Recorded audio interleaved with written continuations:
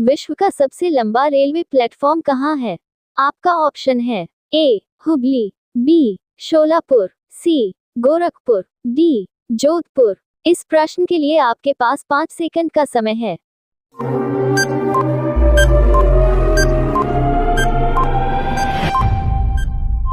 अगर आप एक सच्चे देशभक्त हैं तो वीडियो को लाइक और चैनल को सब्सक्राइब करें। फिलहाल इस प्रश्न का सही जवाब है ऑप्शन ए हुबली।